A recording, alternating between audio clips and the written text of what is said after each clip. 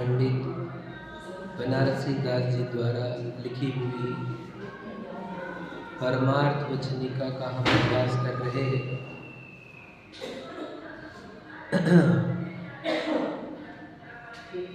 यह वचनिका कहो या जिनवानी कहो, जैन धर्म कहो, पांच परमागम, सब हमें परमार्थ को बताने के लिए है। यानी पूरा जिन शासन एक ही काम करता है, हमें परमार्थ बताता है। परम पदार्थ, सबसे महान पदार्थ, और जो उस परमार्थ को समझने में अभी सामर्थ्य नहीं है, जिनकी जो सक्षम नहीं है, उनको परमार्थ के निकट लेकर आने वाले देव शास्त्र गुरु की आराधना में लगा दिया जाता है। क्या कहा, समझ में आया क्या? पूरा जिन शासन काहे के लिए है कि हमें हमारा परमार्थ समझे, परम पदार्थ, इस विश्व का सबसे महान पदार्थ समझ में आए, इसके लिए। अब जो उस परम पदार्थ को समझ जाते हैं, उसको परम पदार्थ का ही उपदेश दिया जाता है। और जो परम पदार्थ को नहीं समझ रहे हैं, टकटका की लगा कर देख रहे हैं, ऐसे जीवों को व्यवहार का उपदेश देते हैं। क्योंकि व्यवहार के उपदेश के बिना परमार्थ का उपदेश असंभव है, असंभव। तो उनको क्या करते हैं, परमार्थ बताने वाले, परमार्थ की आराधना करने वाले देव शास्त्र गुरु के निकट लेकर आते हैं उसको। क्यों? और सच्चे देव शास्त्र गुरु के पास आएगा तो वे परमार्थ की ही चर्चा करेंगे। इसको देव शास्त्र गुरु के पास इसलिए नहीं लाया था कि ये पुण्य का संचय कर ले भक्ति करके, उसको इसलिए लाया था कि ये आकर परमार्थ समझ ले। क्या समझ में, क्या कह रहे हो? बहुत इंपॉर्टेंट बात है ये। तो यहाँ अगर आए पुण्य नहीं बंधा तो कोई टेंशन थोड़ी है। हम तो परमार्थ समझने को आए थे और समझाना भी परमार्थ था। तो पुण्य ही नहीं बनता, तो पुण्य तो बहुत बनता है, पुण्य ही बनने का तो भी बन जाता है। परमार्थ समझने वालों को मिट्टी पसंद नहीं आती और मिट्टी बनती रहती है। समझ में आया कि नहीं? बात समझ में आ रही है? तो जिन शासन काहे के लिए हमें हमारा परमार्थ, परमार्थ मतलब सबसे महान पदार्थ। अमृतचंद्र जी की शैली सोचो आप।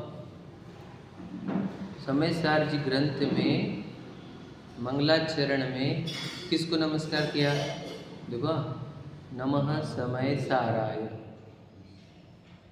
मतलब किसको? अरंत को, सिद्ध को, आचार्य पद्य, साधु को, जिनवानी को, बोलो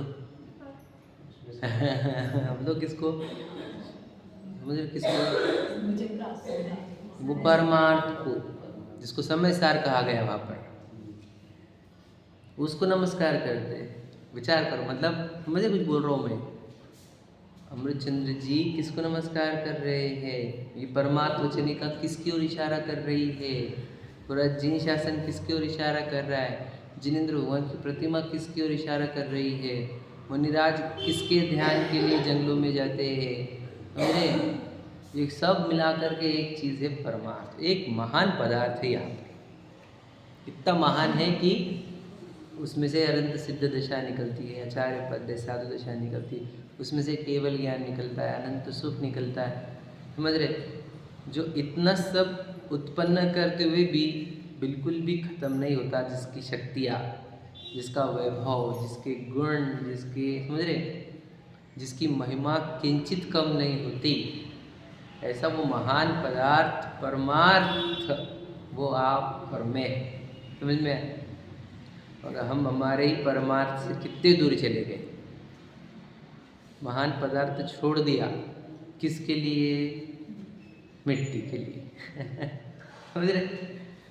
अब मिट्टी के अलग अलग आकार बनेंगे और वो आकार हमारे को लुभाएंगे और उसको प्राप्ति के लिए हम ललचाएंगे और परमार्थ को इग्नोर करेंगे। ये नहीं चल रहा हमारे साथ। हमारे को शहर में आके फैसिनेशन क्रिएट नहीं हुआ, बंगलोज का, मॉल का, लग्जरियस कार का, ये हुआ नहीं फैसिनेशन? समझ रहे कि नहीं? कॉन्वेंट स्कूल का, अंग्रेजी माध्यम का, आदि आदि, ये मिट्टी के आकर्षण क्रिएट हो गए। पैकेज का है ना, डायमंड ज्वेलरी का, आदि आदि है ना, ये आकर्षण क्रिएट हो गए। अब ये आकर्षण जैसे क्रिएट हो गए तो अब उसको प्राप्ति के लिए मेहनत करना चालू कर दी सबने, हमने भी। अब वो परमार्थ याद आ रहा है क्या? और वो डायमंड आदि, वो जो जिसके आकर्षण क्रिएट हो गए, उसके अट्रैक्शन इतने क्रिएट हो गए, उधर के एफर्ट इतने बढ़ गए कि परमार्थ को तो समय ही नहीं हमारे को, उसकी बात सुनने को भी समय नहीं मिल रहा। सही है कि नहीं? सोचो, ये हम इसलिए बोलता हूँ मैं, पुराने ज़माने के लोग, हम बोलते वो लोग ना समझते, वो एजुकेटेड नहीं थे, है ना। और अभी के लोग होशियार है, समझदार है। तो ध्यान सुनना, वो इतने होशियार थे, उन्होंने कभी भी जड़ चीज़ों के लिए कोई चेतन को हर्ट नहीं किया। समझे क्या? वो फीलिंग्स को कितना वैल्यू देते थे, किसी की भी फैमिली वैल्यूज कितने देते थे। सोचो, उनके जीवन में वैल्यू किसको थी? फीलिंग्स को, मान मर्यादा बोलो, समझ रहे? और दूसरों की करुणा, सबका केयर करना। गांव का माहौल कैसा था? वहाँ पे कोई देखा नहीं जाता, कास्ट बीस्ट, सबको प्रेम किया जाता था। एक आधे घर पे होता, सब जन पहुँच जाते थे। मतलब वैल्यू किसको दी जाती थी? फीलिंग्स को। और मिट्टी को वैल्यू नहीं दी जाती थी। और ये शहरीकरण में हो क्या रहा है, देख लो आप। सही है कि नहीं? अपोजिट जी रहे कि नहीं? हम बताओ। यहाँ पर मिट्टी कमाने के लिए और मिट्टी जमा करने के लिए फैमिलीज से झगड़े किए जाते, भाई भाई से, बहन से, समझ रहे, रिश्तेदारों से, फीलिंग्स पूरी तरह खराब। और मिट्टी की जमा करने की प्रक्रिया, ये है आज का कल्चर। तो कौन होशियार है, हम क्या वो? विचार करो जरा, हम प्रगत है कि वो प्रगत है? कल मुझे अरम पूछना जाते थे गाड़ी पर कि पापा, हमारे भारत से ज़्यादा प्रगत देश कौन है? मेरा एक भी नहीं है। बोले कैसे? बोले सबसे बड़ा प्रगत भारत है। बोला कैसे? तो मैं बोला कि क्योंकि सुखी होने का मंत्र, सुखी होने की विधि सिर्फ भारत के पास है और किसी के पास नहीं, इसलिए भारत सबसे ज़्यादा डेवलप्ड है। समझ में? सही है कि नहीं? क्योंकि यहाँ पे फीलिंग्स को वैल्यू दी जाती है, तो करुणा, कंपैशन आदि आदि, समझ रहे? और फिर बोले नहीं, साइंस के हिसाब से बोल। मैं साइंस के हिसाब से भी, साइंस मतलब तुम क्या समझ रहे हो? मिट्टी, वो मिट्टी के ऊपर रिसर्च कर रहे हैं, चेतन के ऊपर रिसर्च कर रहे हैं। रिसर्च मोड हमारा उनसे भी एडवांस्ड है। समझ रहे कि नहीं?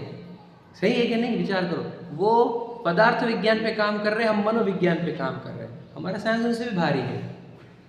सही है कि नहीं? तो कौन प्रगत है? हम समझ ही नहीं रहे कभी। तो हम अभी ये जो अभी के जो कल्चर जनरेशन है, वो होशियार है कि पूर्व की? विचार करो जरा। ये अवसरपणी है, ज्ञान घटता जाता है, यहाँ पर समझ घटती जाती है। तो डेवलप्ड वो थे हमारे से पूर्वज, समझ रहे कि नहीं? वो अभी भी याद रख लेना। हम हो गए मिट्टी के दीवाने, और मिट्टी के दीवाने अब क्या परमार्थ न जाने। तो परमार्थ हो गया साइड में, मिट्टी हो गया अट्रैक्शन। वो सबको परमार्थ देखते थे, आसपास के लोगों को, किसी को हर्ट नहीं करते थे। मैं आपको फीलिंग क्या बताऊँ? मैं आपको जैसे एग्जाम्पल दे देता हूँ, बुरा मत लगने देना। कि वो जो 13वीं था, पगड़ी का दस्तूर, तो क्या करते थे? उसको वस्त्र देते थे। मैं पहले भी बोले वाले, उसको वस्त्र देते थे, उसको मीठा खिलाते थे। अब आज भी चल रहा है कि नहीं चल रहा? वही वो प्रोसीजर। अब क्यों करते थे वो? कुछ नहीं मालूम किसी को, समझ में आया कि नहीं? सब ऐसी चीज, अब अंधा धुंधी चलन दो कार्यक्रम। और उसकी फीलिंग में इतना दुख था कि मेरा एक परिजन चला गया मेरा। वो सालों तक न, कितने दिन तक इस चिंता में या इस शौक में रह जाएगा, ना वो मीठा खाएगा, ना खुद के लिए वस्त्र लेगा। अब ऐसे व्यक्ति को उसके भावों में और उसको रूटीन उसके नॉर्मल कराने में, सब जन उसको एक एक घास मीठा खा ले भाई, और ये वस्त्र भी रख। जो मालूम है तू खरीदेगा नहीं पक्का, क्योंकि तुझे इतना दुख हुआ, तू थोड़ी कपड़े खरीदेगा। अब ये था वो दस्तूर। अब आज क्या हो रहा है समझे? किधर की किधर 3-13 है सब। 3-13 समझ में है? 3-13। तो ये बोलना है कि फीलिंग्स कितनी गंदी होती जा रही है हमारी। और पहले के लोग फीलिंग्स को कितना वैल्यू करते थे, ये समझ में आया क्या? मतलब दृष्टि हमारी फीलिंग्स की ओर नहीं, मिट्टी की ओर है। आज हम किसी को भी देखो, अब बताता थोड़ा सा रेगुलर है, जब आएंगे चैप्टर पर। अगर किसी के कपड़े का व्यापार है तो हम जब चाहते हैं ना, वो कपड़ा देखता है हमारे, कौन से कपड़े पहनता है ये, जैसे कपड़े कौन से ब्रांड के, ये लिनन पहनता है कि कॉटन पहनता है कि क्या। एग्जाम्पल, जिसके चश्मे की दुकान, वो बोलते हैं चश्मा कौन सा पहनता है, रेबैन पहनता है कौन सा पहनता है, समझे? जिसकी चप्पल की दुकान, वो बोलते हैं कौन से पहनता है, क्रॉक्स पहनता है कि क्या पहनता है कि क्या पहनता है, समझ में? जिसकी टायर की दुकान, वो गाड़ी देखते हैं टायर कौन से लगाया इसने, इसके समझे? सब अपने अपने व्यापार का देखते, उनको दृष्टि उधर ही जाती है क्या बाय डिफॉल्ट। प्लाईवुड वाले को देखेंगे कैसा फर्नीचर बनाया इसने, है ना? सबकी दृष्टि उधर जाती है कि नहीं, अपने अपने प्रोडक्ट के ऊपर। अब जो आत्मा पर रिसर्च करते हैं उनकी दृष्टि आत्मा पे होती है कि इसकी आत्मा कैसी, इसकी आत्मा कैसी, इसकी आत्मा कैसी, समझ में? अपने प्रोडक्ट में सब डील करते रहते हैं और उसको वही दिखते रहते। तो मुनराज को क्या दिखता होगा, ज्ञानियों को क्या दिखता है, सबकी आत्मा दिखती है उनको, क्योंकि दिन रात उसी पर रिसर्च चल रही है, समझे? परमार्थ पर। तो उनको जैसे तुम्हारे को टायर दिख रहे, तुम्हारे को चश्मे दिख रहे, तुम्हारे शर्ट दिख रहे, उनको आत्मा दिखती है क्योंकि वो उसमें डील करते हैं, डील इन आत्मा, समझ में आ रहा है? तो एक तरफ परमार्थ है हमारा और एक तरफ है मिट्टी की दीवानगी, समझ में आया? तो ये अब इस मिट्टी की दीवानगी कैसे ख़त्म करें इस जीव को? तो उसको मिट्टी की दीवानगी ख़त्म करके देवशास्त्र गुरु के पास लाया, उसको शास्त्र अभ्यास करने को बिठाया। शास्त्र अभ्यास करने को लगा तो उसको बताया गया कि जो जितनी चीज़ें देख रहा है, जिसमें तू मूर्छित हो रहा है, जो तो अट्रैक्ट हो रहा है, जिसकी दीवानगी चल रही है, वो सब रॉ मटेरियल मिट्टी है। वही मिट्टी, इसके अंदर इतनी सी भी ज्ञान सुख नहीं है, समझ में है कि नहीं? जीरो हो जाती। वो आज मिट्टी जो दिख रही तुम्हारे को, समझ लो एक बिल्डिंग की या एक खाने के आइटम की, वो पूर्व में क्या कहती है, विष्ठा थी किसी की, समझ में? किसी की उल्टी थी, किसी की कपौटी थी, समझ में? कभी सांप का शरीर था, कभी नाग का शरीर था। अरे क्या क्या मिट्टी के अलग अलग आकर बनते रहते थे। अभी अभी बने ये, इसके बने, पूर्व में क्या क्या बने थे पता देखो। ये सब मिट्टी है, तो उसको ये समझाया जाता है कि इधर सब मिट्टी और इधर इधर भगवान इधर परमार्थ, समझ में कि नहीं? उसके अंदर से ज्ञान निकलता, सुख निकलता, शाश्वत परिपूर्ण मंगलकारी, समझ रहे? एक महान पदार्थ है, समय सार है जहाँ पर। तो जब उसको ये समझे ना, सुनकर जिसने समझने की कोशिश करी, जो सच में अपने सत्य खोजने की राह पर है, जो सत्य प्रिय है जिसको, तो ऐसे जीव ना इस समझ लेते, हाँ यार इधर एक मिट्टी है और इधर एक परमार्थ, तो मैंने परमार्थ में लगना चाहिए। मेरा जीवन किधर जाए बताओ? सबसे प्रेशियस चीज़ मेरे पास होनी चाहिए, ऐसे से रहता है सबका। सबसे बड़ी गाड़ी अपनी होनी चाहिए, सबसे बड़ा बंगला अपना होना चाहिए सबसे प्रेशियस चीज़ मेरे पास होनी चाहिए, वो है मेरा परमार्थ। और उसके बाद परमार्थ मिल गया तब कुछ नहीं ज़रूरत किसी की, कोई वस्तु की नहीं, कोई मिट्टी की ज़रूरत नहीं, समझ रहे कि नहीं? तो ऐसा होता है सम्यक दृष्टि का जीवन, और उसको परमार्थ दिख गया और मिट्टी लुभाती नहीं, समझ में? तो ऐसे जो जीव, इसने कैसे किया? मिट्टी का आकर्षण छोड़कर देवशास्त्र गुरु के पास आया था। देवशास्त्र गुरु से उसको स्वाध्याय में बिठाया, स्वाध्याय से उसको आत्मा की चर्चा यानी परमार्थ की चर्चा सुनाई, उसको उसकी जिज्ञासा हुई जानने की, उसका विचार करने लग गया, उसको जानने की जिज्ञासा हुई, अनुभव कर लिया उस परमार्थ को, और अनुभव हो गया तो श्रद्धा और ज्ञान सम्यक होने से उसकी दशा मिश्र दशा हुई, और उसके लिए मिश्र व्यवहार है, समझ में? ये सब बोल चुके हम। अब हम बोल रहे हैं कि उसके जो चतुर्थ गुण स्थान वर्ती है, ऐसे जीवों का होता क्या है? तो हमने कल पढ़ा क्या कि एक ही चतुर्थ गुण स्थान वाले जीवों के बहुत अलग अलग ज्ञान होते हैं और बहुत प्रकार की क्रिया होती है। ऐसा क्यों? क्योंकि बोलो सबके औदैहिक भाव अलग अलग है। ये बात समझी थी। अब ये औदैहिक भाव अलग अलग का अर्थ क्या? एकदम सिंपल समझा दे। देखो, आत्मा जब पुरुषार्थी होता है तो कर्म उदय नहीं दे सकते, तब होता है एक तो उपशम, क्षय, क्षयोपशम। आत्मा के पुरुषार्थ से कर्मों में उपशम, क्षय, क्षयोपशम होता है, समझ में? आत्मा जब पुरुषार्थहीन होती है, समझ में, तब कर्मों का उदय आता है। क्लियर हो रहा है क्या कह रहा? नहीं समझा? जब कर्म हम पुरुषार्थहीन होते हैं तब कर्मों का क्या होगा? पुरुषार्थहीन होंगे तो कर्म का उदय आएगा, और जब हम पुरुषार्थी होते हैं तो कर्म का उपशम होगा या क्षय होगा या क्षयोपशम होगा। समझ रहे? पक्की बात। तो उदय आ रहा है, इसका अर्थ क्या? हमने पुरुषार्थ कम कर दिया। क्लियर हुआ?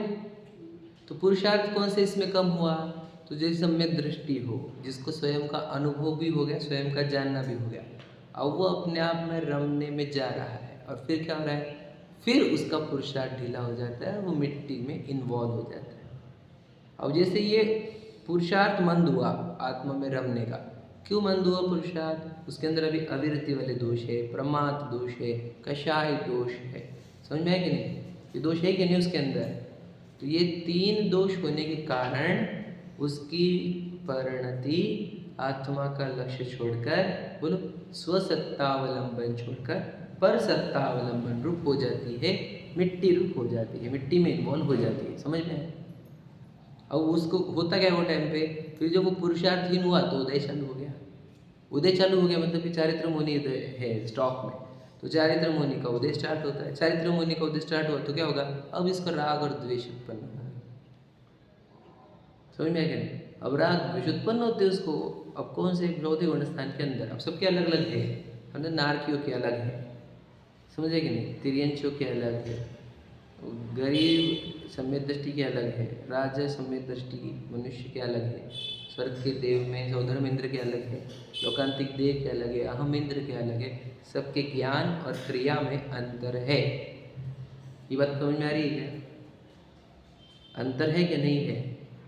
तो ऐसे अवदैहिक भाव सबके अलग अलग हो सकते। तो भरत जी के अलग, ऋषभ देव के अलग, और बाहुबली जी के अलग, सबके अलग है कि नहीं? समझ रहे? तीनों एक भवावतारी है। शाही सम्यक दृष्टि तीनों उसी भाव से मोक्ष जाने वाले, और तीनों के उदय में कितना अंतर, औदैहिक भावों में कितना अंतर। अब भरत जी को दीक्षा लेने के बाद अंतर मुहूर्त लगा, बाहुबली जी को 1 वर्ष, और आदिनाथ जी को 1000 वर्ष। कितना अंतर है बताओ? किसके कारण?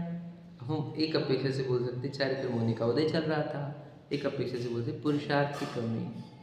समझ रहे? पुरुषार्थ ऐसा क्यों? उस समय बोलो वीर्य गुण की परिणति की उस काल की वैसी योग्यता थी, उतने ही अविभागी प्रतिच्छेद रिलीज हो रहे थे। समझा कि नहीं समझा? अब लॉजिक समझ रहे ना? इसलिए वैसा हो रहा था। ऋषभ देव को 1000 साल लग गए, बाहुबली भगवान जी को 1 साल लगा, भरत जी का अंतर मुहूर्त है। समझे कि नहीं? तो कहना ये है कि ऐसे औदैहिक भावों में अंतर होता है, चतुर्थ गुण स्थान में भी। हाँ, ठीक है, सबके अलग अलग है। तीर्थंकरों में भी कितने वेरिएशन है बताया हमने, कि कोई मल्लिनाथ जी तो वे 6 दिन में, समझ रहे? और फिर भगवान आदिनाथ जी 1000 वर्ष है, आदि आदि समझ लेना, है ना? भगवान महावीर को भी 12 वर्ष लगे। तो ये अंतर है कि नहीं? सबके अंतर है कि नहीं? औदैहिक भावों में अंतर है। अब ज़्यादा क्लियर हुआ? अब हम अगले पार्ट पर, जो हमने 55 वाला पेज है वो स्टार्ट किया था, उसमें कब कुछ इंट्रोडक्शन करा देते हैं कि अब होता क्या है, ये औदैहिक भाव होते हैं। अब ये औदैहिक भाव तो है, सबकी सच्ची बात है। अब औदैहिक भाव जब होता है तब ये जीव पुरुषार्थहीन हुआ ना। पुरुषार्थहीन होने से अब उसको मोक्ष मार्ग हो रहा है क्या? नहीं हो रहा है। तो जब भी उसका औदैहिक भाव चलेंगे, वो समझता है कि औदैहिक भाव यानी मेरा पुरुषार्थ कम पड़ा, इसलिए औदैहिक भाव आ गए, ये राग द्वेष खड़े हो गए, और ये राग द्वेष हो रहे हैं तो मेरा मोक्ष मार्ग भ्रष्ट हो रहा है। समझ में? मैं मोक्ष मार्ग से च्युत हो रहा हूँ। तो जब जब उसके औदैहिक भाव चलेंगे, अर्थात बोलो, अर्थात वहाँ का शब्द क्या है? पर सत्तावलंबन चलेगा। समझ में है कि नहीं? औदैहिक भाव काय के लक्ष्य से होते हैं? और पर सत्ता का अवलंबन करने से ही होते ना। पर सत्ता का अवलंबन लेने से ही औदैहिक भाव उत्पन्न होंगे। स्वसत्ता का अवलंबन लेने पर औदैहिक भाव उत्पन्न होंगे क्या? समझे कि नहीं? समझ में आया कि नहीं? पर सत्तावलंबन, तो जब तक उसका पर सत्तावलंबन है, अर्थात बोलो औदैहिक भाव है, अर्थात राग द्वेष है, तब तक वो अपने आप को मोक्ष मार्गी नहीं कहता, ना वो मानता है। उसको तो जब तक परसत्तावलंबन चल रहा है, मेरी परिणति अभी भी बाहर जा रही है, तो कैसे मेरा मोक्ष मार्ग होगा? इसलिए वे अपने औदैहिक भाव को छुपाता नहीं, समझ में क्या नहीं, और वो रहते हुए खुद को मोक्ष मार्गी कहता नहीं, कहलाता नहीं, समझे क्या नहीं। अगर कोई ऐसे जीव रहते हैं फिर भ्रष्ट भी, क्या कि जिनके औदैहिक भाव यानी भाव ही खराब रहते, मिथ्यात्व रहता है, कषाय रहती है, लेकिन औदैहिक भाव के आड़ में खुद को सम्यक दृष्टि कहते रहते हैं। क्या कहा, समझा कि नहीं समझा? कि भाई औदैहिक भाव तो देखो कि सम्यक दृष्टि की भी थे, सम्यक दृष्टि की, भरत जी तो ऐसे थे, भरत जी तो ऐसे थे, भरत जी तो ऐसे, भरत जी मिल जाते हैं हमारे, है ना।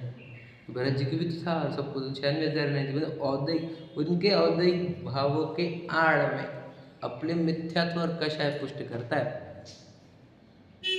उसको मिल गया ना चैप्टर है क्या, किसी को औदैहिक भाव रहते सम्यक दृष्टि जीव को, उसको समय से आज कथन मिल गया कि ज्ञानी के भोग निर्जरा के कारण है, तो हमारे भोग है निर्जरा और हमारी, समझ में आएगी नहीं। ऐसा कोई जीव रहता है, इसलिए यहाँ पर एक अलर्ट डाला उन्होंने, समझ रहे बनारसी दास जी ने, कि कोई परसत्तावलंबी होकर स्वयं को मोक्ष मार्ग माने तो ये सही नहीं है। पढ़ते अपन 355।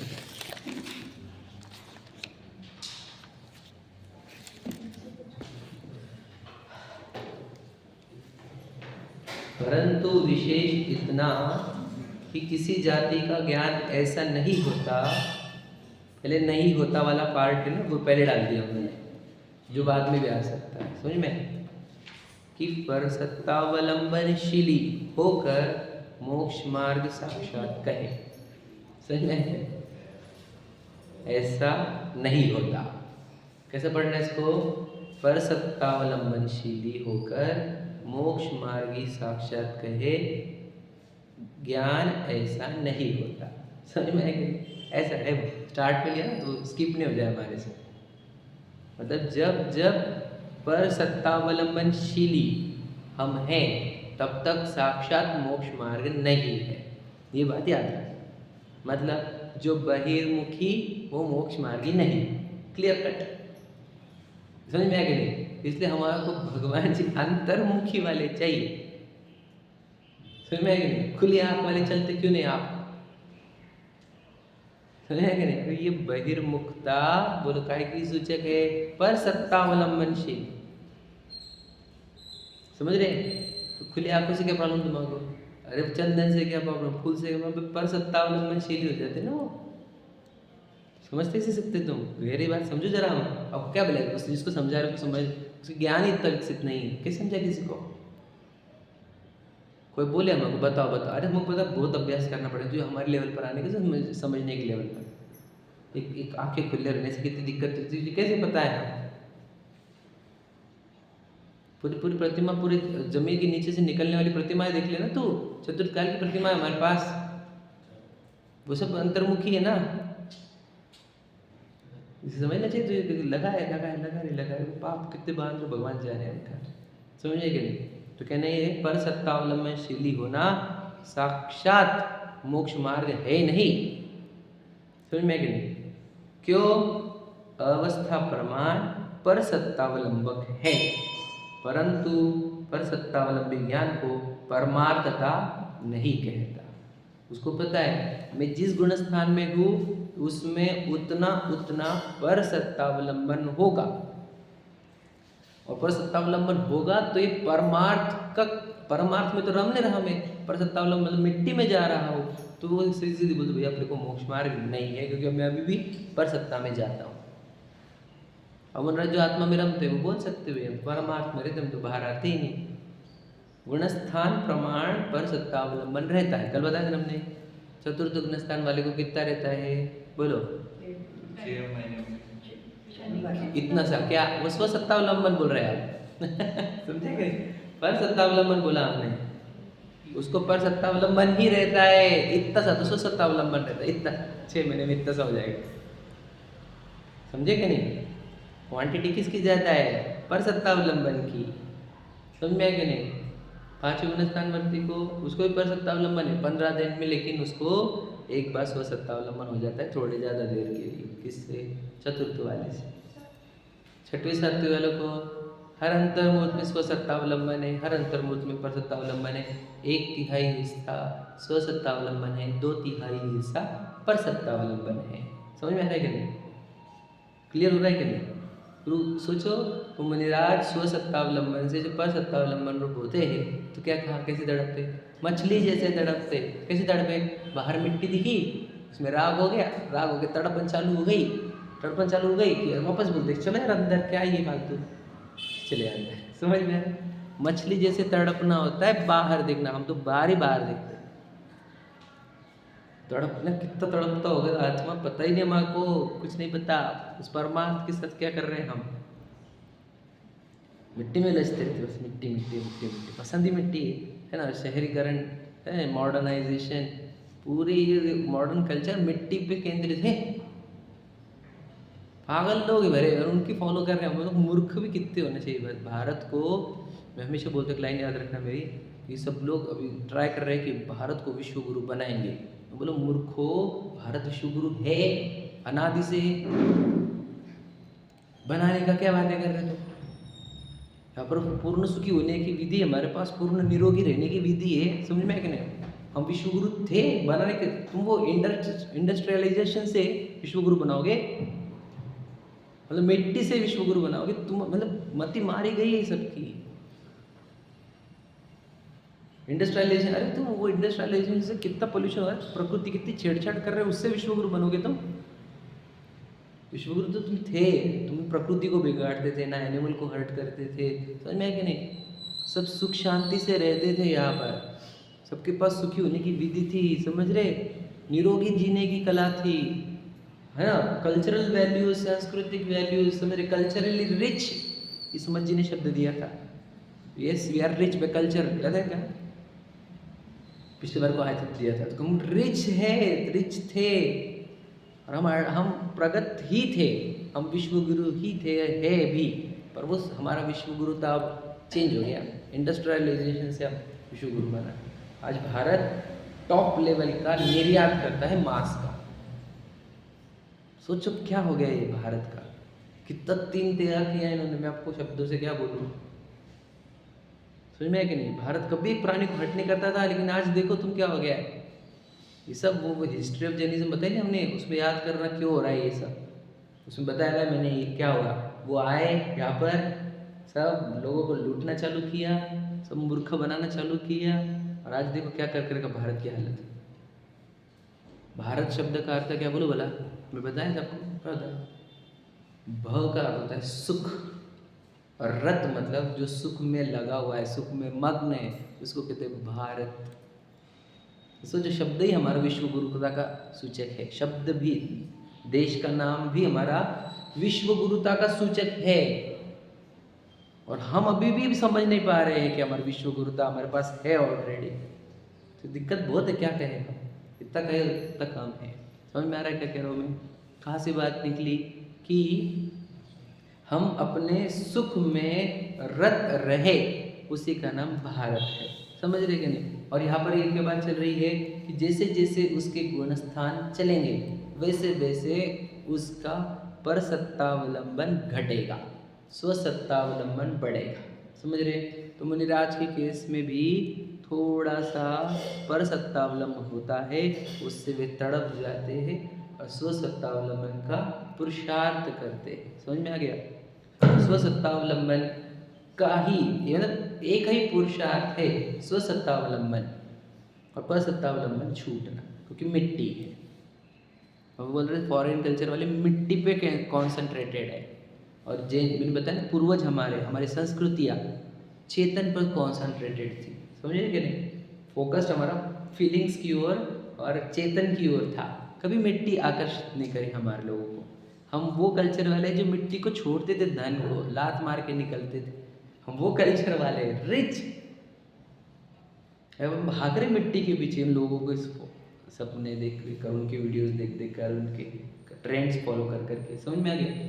तो अब समझ, परसत्तावलंबन गुणस्थान प्रमाण घटता जाता है, बढ़ता बढ़ता गुणस्थान घटता घटता परसत्तावलंबन या घटता हुआ परसत्तावलन और बढ़ता हुआ गुणस्थान। समझ में आया कि नहीं? तो हमारे जीवन में याद रखना, हमारे जीवन की ऊंचाई उतनी जितना परसत्तावलंबन कम। मतलब अगर तुम्हारे पास बहुत चीज़ें हैं तो समझ लेना आप बहुत गरीब हो। है या नहीं? समझ ली, सच्चाई है, झूठ नहीं बोलूँगा मैं आपको। जितनी चीज़ें ज़्यादा उतना परसत्तावलंबन, यानी उतनी दीनता, उतने राग द्वेष और उतनी कषाय, उतना स्वभाव की कमी, स्वभाव के लिए समय कम। इसलिए परिग्रह को पाप क्यों कहा गया? बोलो ना, परिग्रह को पाप क्यों कहा गया? परसत्तावलंबनशील हो जाता है ना। और वो चक्रवर्ती अगर दीक्षा ना ले तो 7वें नरक में क्यों जाता है? आप समझ लें क्या क्या बोल रहा हूँ मैं? मतलब जितनी चीज़ें ज़्यादा है हमारे जीवन में, समझ लेना उतनी हमारी निचली दशा होने वाली है।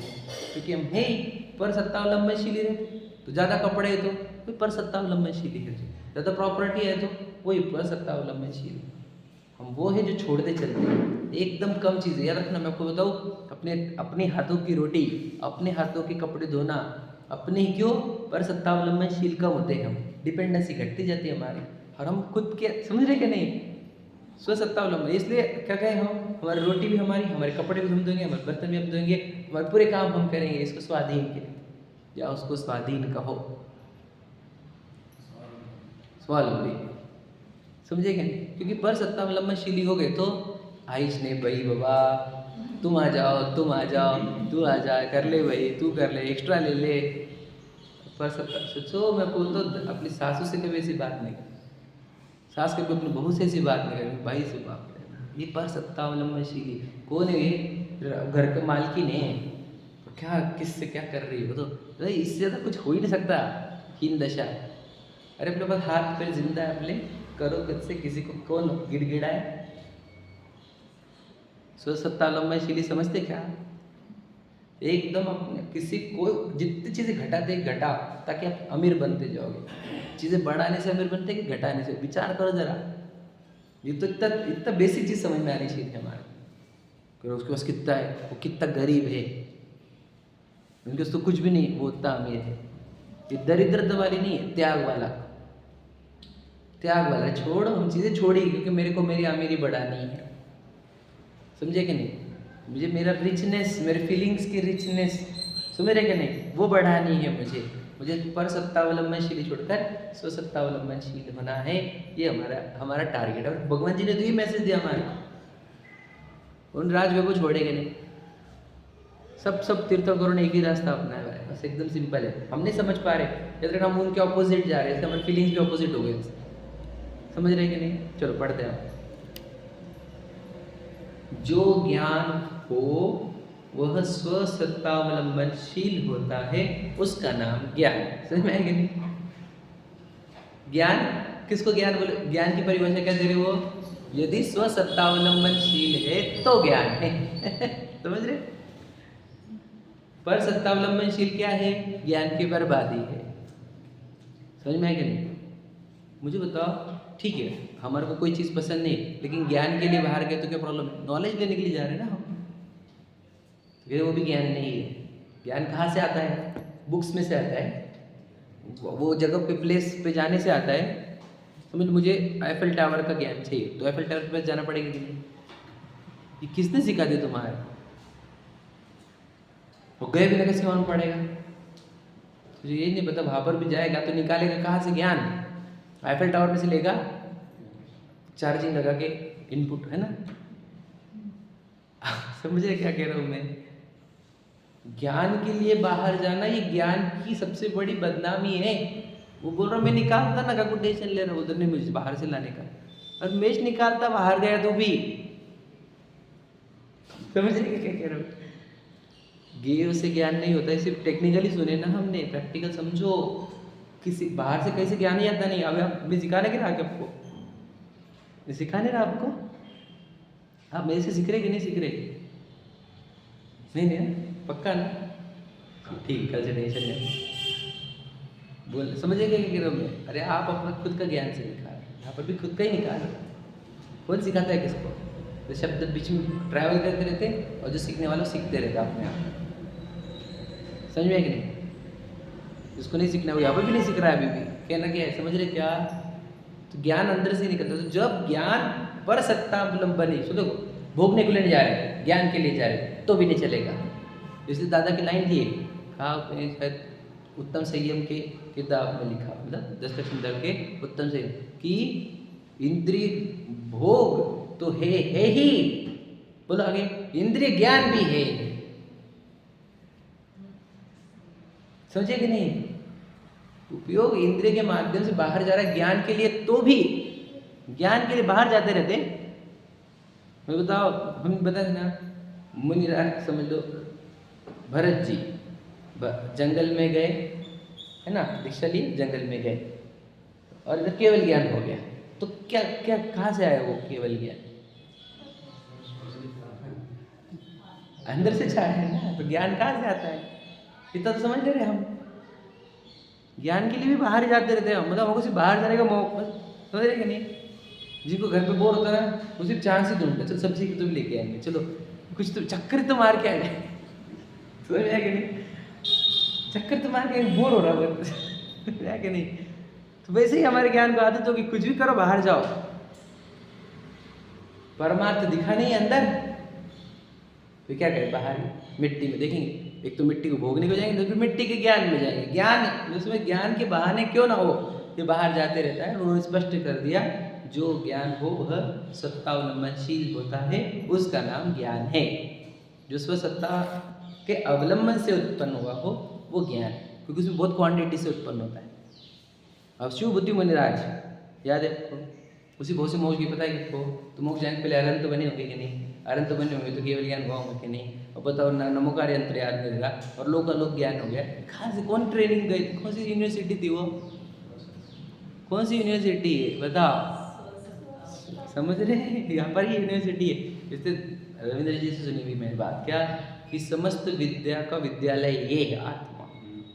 समस्त विद्या उसमें से उत्पन्न होती है, विद्यालय ये है, कोई और विद्यालय है ही नहीं दुनिया में। वो विद्यालय व्यवहार के है, और ये भी जो हम विद्या दे रहे हैं आपको, ये भी व्यवहार है।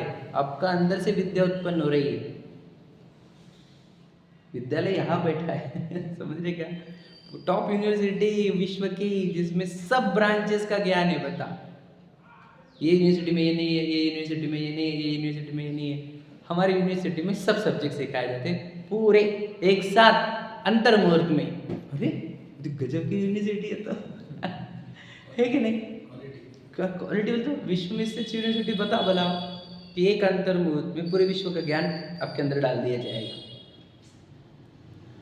आप समझ रहे क्या? बहुत अच्छा मार्मिक चीज़ है समझने से। किधर से विद्या आती है? मैं आपको बता देना, रिद्धिया 64 रिद्धिया है ना। तो रिद्धियों में जो आकाश में चलने की रिद्धि, रिद्धि मतलब एक साइंस अंदर से आ गया उनको कि कैसे चलते हैं आकाश। उनको एक ट्रिक समझ में आ गई, वो समझ में आ गया। तो ट्रिक कहाँ से आई? अंदर, तब से रिद्धिया प्रकट होती, बोले ना उन्होंने। तो रिद्धिया मतलब अंदर से निकल रही कि नहीं? रिद्धिया कहाँ से निकल रही है? और समझे क्या नहीं? चारण रिद्धि कैसे पुल करते शरीर को, समझे क्या नहीं? चारण रिद्धि वो कौन सी थी? वो लंबा करना चाह नहीं, विक्रिया रिद्धि शरीर को कैसे वो छोटा बड़ा करते, वो ट्रिक भी आ गई उनको। तो कहाँ से आई ये सब? ये अंदर से चाहती ना, आप समझे क्या? ये रिद्धिया कंप्लीट होते होते 64वीं में केवल ज्ञान रिद्धि आ जाती। तो कहाँ से आई इतनी सारी विद्या? समझ रहे क्या? एकदम पक्की करो बात, पूरा अंदर से आता है। मैं आपको बताऊँ, जो कैलकुलेटर यूज नहीं करते थे उनकी कैलकुलेशन अच्छे, कैलकुलेटर वाले वीक, मतलब कहा, मतलब सोचो जो अंदर से निकालते थे ना, तो उनकी कैलकुलेशन आज भी स्ट्रॉन्गर है। समझे क्या? स्ट्रॉन्गेस्ट है। और जो बाहर से कैलकुलेटर यूज कर रहे, मतलब सोचो आपका ज्ञान बढ़ेगा अंदर जाने से या बाहर जाने से? इतना तो समझो आप। ज्ञान कहाँ बढ़ता? बाहर के अंदर। मैं सच बता रहा हूँ आपको, अंदर है ज्ञान, ज्ञान का स्रोत, ज्ञान का उगम स्थान, ज्ञान की वृद्धि, ज्ञान की यूनिवर्सिटी यही है अंदर। समझ में? इसलिए तो बता, देखो उस ज्ञान को सहकार भूत निमित्त रूप नाना प्रकार के औदैहिक भाव होते हैं। अब देखो क्या है ये, बहुत इंपॉर्टेंट बात है कि स्वसत्तावलंबनशील होना था ज्ञान को हमारे, बराबर। अब इसको स्वसत्तावलंबनशील करने के लिए बहुत सारे औदैहिक भाव निमित्त होते हैं। देखो क्या लिखा है, क्या लिखा है? निमित्त रूप नाना प्रकार के औदयिक भाव होते हैं।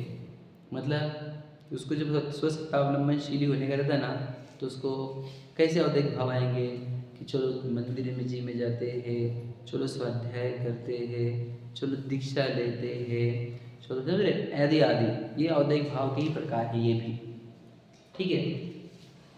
क्योंकि मैं क्यों बोल रहा हूँ? क्योंकि स्वसत्तावलंबनशील को निमित्त कहा, तो ऐसे ऐसे औदयिक भाव आएंगे उसको, दीक्षा लेने वाले, जंगलों में जाने वाले, पहाड़ पर जाने वाले, आदि आदि, ये भाव भी आएंगे। तो इन भाव जो ये भाव आएंगे, पहले कौन से आते थे? खाओ पियो घूमो फिरो ऐश करो, है ना, वो वाले। अब कैसे आ रहे? अपने ज्ञान को भीतर खींचो, क्योंकि इधर परमार्थ है। समझ में आ गया? स्वसत्तावलंबनशील उधर बाहर मिट्टी है और इधर सब परमार्थ है। तो फिर उसने अपने अपने ज्ञान को भीतर खींचने के लिए, जो उसको ज्ञान भीतर जाने के लिए उसके पहले जो जो भाव हुए, समझे, कौन से? औदयिक भाव ही, राग वाले भाव ही, तो वे सब हो गए निमित्त। किसमें? स्वसत्तावलंबन होने में। तो जो भाव निमित्त हुए उसका वो क्या करता है? सुस्ति में आपका प्रश्न था ना, वो है, देखो, उन औदयिक भावों का ज्ञाता तमाशगीर है। क्या? ये भाव हो रहे हैं और मैं पुलिस को अपने को दिख रहे हैं। समझ में आया क्या? एकदम गजब का है, मैं बताऊंगा आपको। न करता है न भोगता है, न अवलंबी है। समझ में आया कि नहीं? मतलब क्या होता है उसको मैं बताता हूँ। उसको अपना नेचर पता चल गया। क्या? कि अपना काम है झलकाने का। उसको अपना नेचर पक्का पता चल गया ना, और उपयोग स्वरूप ही, समझे, ज्ञान स्वभाव अपन झलकाने वाले। अब क्या होता है पता आपको? उसके चारित्र कोई नहीं, जो आत्मा में रम नहीं पा रहा है, तो रमता है, बाहर जाता है, राग द्वेष कर लेता है। अब राग द्वेष जो हो रहे, अब हो रहे तो क्या हो रहा है? तो उसको दिखते रहते हैं, ये आप लोग को सीन दिख रहे हैं, बाहर कुछ अलग सीन चल रहा है और अंदर कुछ अलग सीन चल रहा है, समझे ना?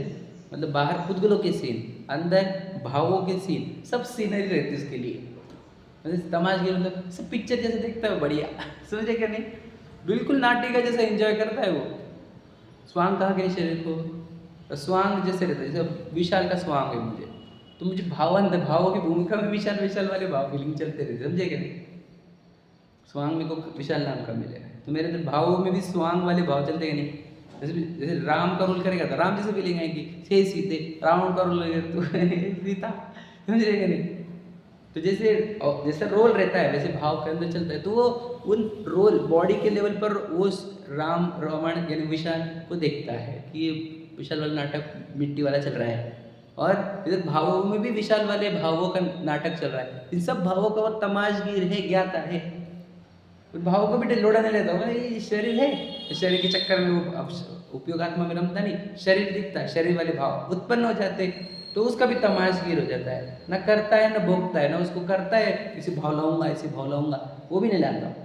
न भोगता है कि भाव मुझे हो गए मुझे हो गए, वो भी नहीं। और ना उसका अवलंबन लेता है, फिर ये भावों की ओर ही फोकस्ड हो उसका, ऐसा कुछ नहीं रहता। फिर क्या करता है? पिक्चर है, इंजॉय करो, समझ में आया नहीं? देख लेता है, छोड़ देता है। अरे ऐसा क्यों हो गया, ऐसा क्यों हो गया, फिर तुम उलझ गया इसमें, समझ में आएगा नहीं? तो वो अब ज्ञानी जन है। अब ऋषभ देव बोले कि यार मैं 83 लाख पूर्व तक अगर यहाँ पे रहूंगा घर में, तो जनता क्या बोलेगी? तीर्थंकर हो गए, क्या कर रहे हैं? क्या समझ में आया क्या बोला मैंने?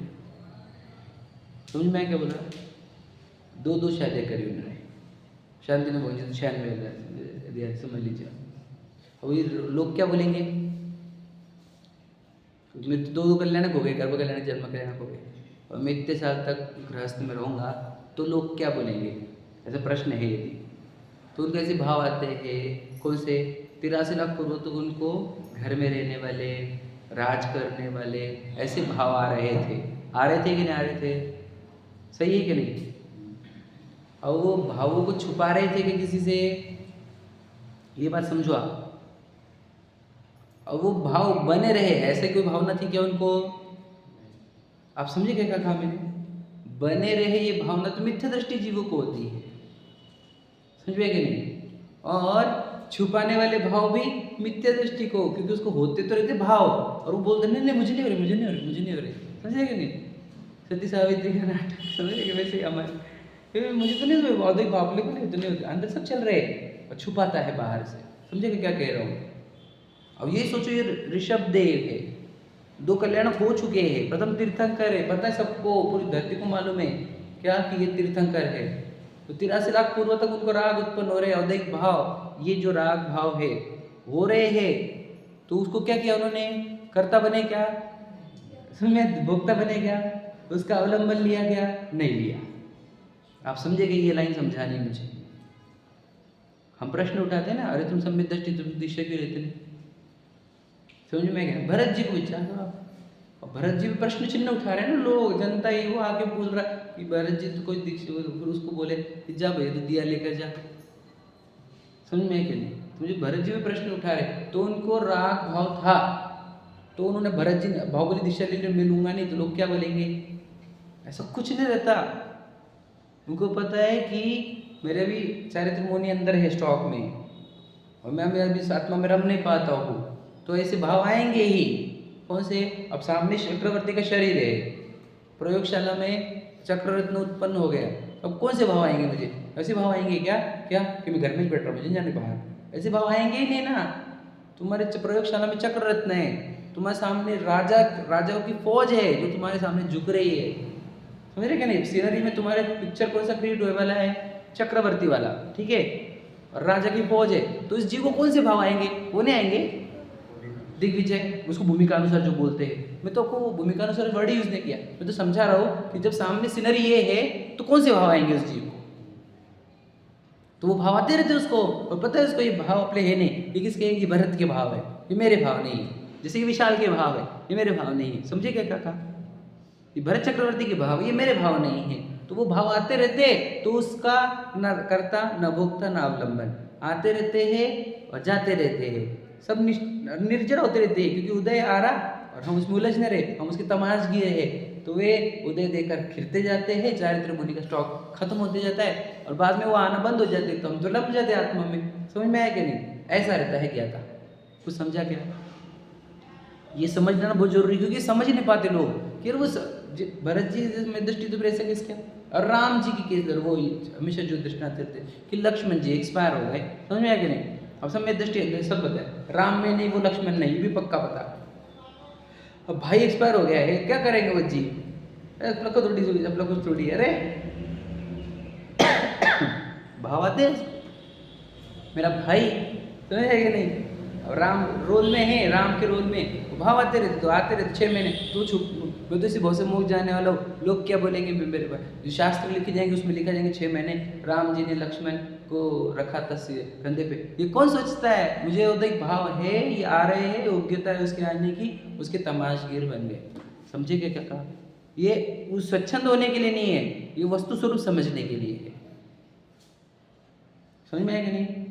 वैसे नहीं कि होन तो कुछ भी होता नहीं रहा, ऐसा नहीं था, वो उनको तो चाहिए ही नहीं था, श्रद्धा तो अभिप्राय तो ये बोल रहे थे नष्ट हो, लेकिन नहीं हो रहा था, तो उन्होंने उसके साथ सहज रह गए, उसके तमाशगीर बने, उसके कर्ता भोक्ता नहीं बने, उसको अच्छा बुरा नहीं बोला, समझ रहे, और उसको छुपाया नहीं, समझे क्या कह रहा हूँ मैं। ब्रह्मचर्य मेरे अंदर नहीं और मैं दीक्षा ले लिया, फिर मैं बोलूँ ब्रह्मचर्य रहेगी जिंदगी भर, तो ये क्या हो रहा है, ये औदय भाव छुपा रहे तुम, तुम्हारे अगर नहीं है तो की बात करो, अगर किसी की है तो अच्छी बात है, अंदर राग भाव है और बाहर से दीक्षा मतलब ब्रह्मचारी तो वो हो गया गलत, औदय भाव छुपा रहे तुम, समझे कि नहीं समझे, लॉजिक समझ रहे क्या।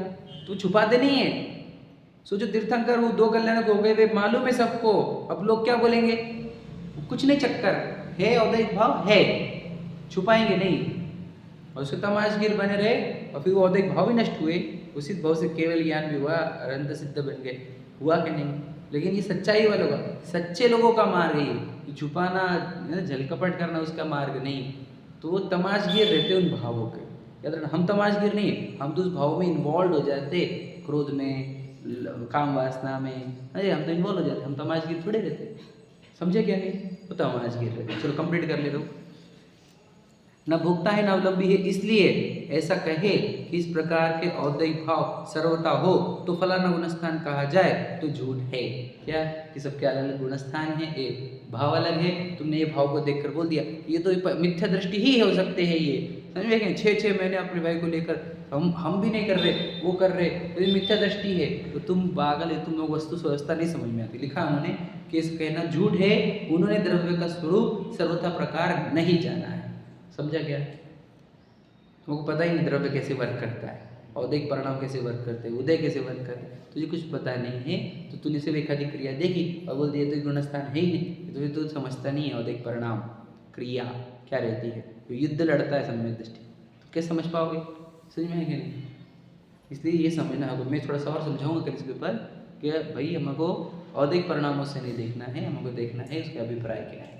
समझ में? कौन देखेंगे अभिप्राय? हम तो देख ही नहीं पाते। हमें सिर्फ औदिक परिणामों को गौण करने की टेक्निक सीखनी है हमारे को। किसी के भी औदिक परिणाम ना देख कर उसको भगवान देख लेना, ठीक है? चलो। सहजानंदी शुद्ध स्वरूप